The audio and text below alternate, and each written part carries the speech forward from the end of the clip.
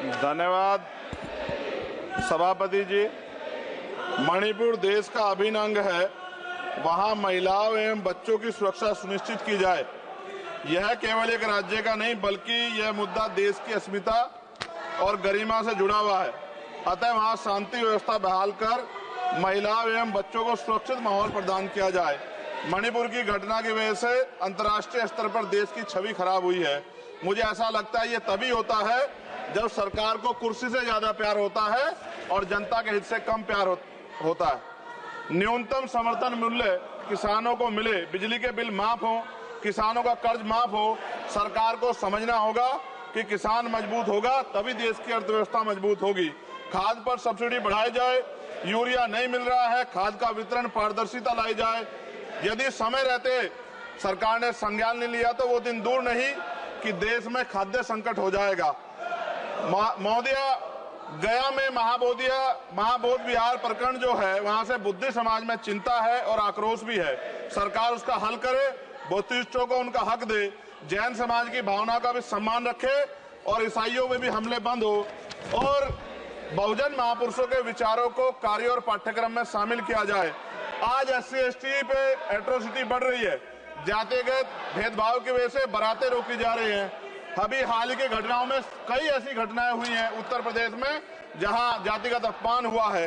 नगीना लोकसभा क्षेत्र में किसानों की मुख्य आय का साधन गन्ना उत्पादन है, लेकिन न गन्ने का मूल्य में वृद्धि हुई है और न ही मिल द्वारा समय पे भुगतान किया जा रहा है। गन्ना किसान मजबूत होगा तभी ग्रामीण अर्थव्यवस्था मजबूत होगी। साथ साथ SC/ST का प्रमोशन में रिजर्वेशन नहीं दिया जा रहा है, उल्टा निजीकरण करके नौकरी खत्म की जा रही है, बैकलॉग नहीं भरा जा रहा है, पुरानी पेंशन बहाल नहीं की जा रही है।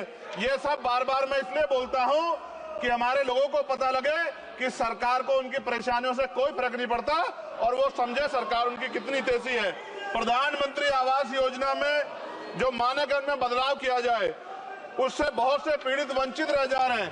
कई बार ऐसा होता है और मैंने ये देखा अपनी आंखों से, किसी ने बरसात से बचने के लिए ईंटें लगा दी हैं, उनको मानक से बाहर कर दिया जाता है। इस वजह से वो परिवार इस सुविधा का लाभ नहीं ले पा रहे। खत्म करूंगा मैम।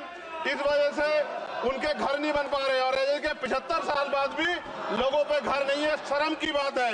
नगीना लोकसभा क्षेत्र में केंद्रीय विद्यालय खोले जाएं और जो पहले से संचालित केंद्रीय विद्यालय हैं उनमें किताबों से लेकर सभी आवश्यक एवं पर्याप्त सुविधाएं सुनिश्चित की जाएं ताकि क्षेत्र के बच्चों को गुणवत्तापूर्ण शिक्षा प्राप्त हो। और अंत में मैं खत्म करते हुए कहना चाहता हूं, अभी ईद का त्योहार आ रहा है, हम भी ये देखेंगे और देश भी ये देखेगा कि सरकार उनको कितनी मदद करा के उस आयोजन को, उस त्योहार को मनवाने में मदद करेगी, जैसे अन्य धर्मों को लगातार मदद कर रही है, क्योंकि भारत एक धर्मनिरपेक्ष राष्ट्र है। मोदी जी, खत्म कर रहा हूँ, खत्म करिए तो आवाज का हाल देख लो। क्या करिए, कंप्लीट करिए प्लीज। भारत एक धर्मनिरपेक्ष राष्ट्र है, लेकिन मैं ऐसा समझता हूँ जिनकी सरकार है उन्हीं की बात होगी। मुसलमानों की, जैनों की, सिखों की, रविदासियों की और बौद्धिस्टों की जो आंदोलन कर रहे हैं और पुलिस लाठी मार रही है, मैं समय रहते चेतित कर रहा हूँ। सरकार को चिंता करनी चाहिए कि बौद्धिस्टों का अपमान ज्यादा दिन बौद्धिस्ट बर्दाश्त नहीं करेंगे। महाबोध विहार हमारा हक है और वो देना पड़ेगा। आपका बहुत बहुत धन्यवाद। जय भीम, जय भारत।